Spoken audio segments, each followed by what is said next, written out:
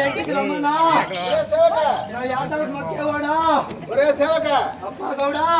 నీ బంగారి పాదములతో నా కొడువేలు దండమప్ప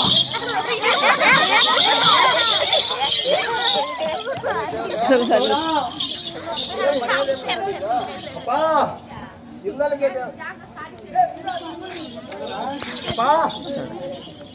ఇళ్ళకి దేవుడా అనాలా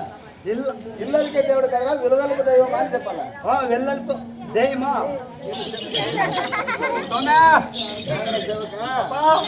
నీ ఇళ్ళకి దేవుడు కాదరా నా ఇలువెలుపు దైవమా నా ఇలువెలుపు దైవమా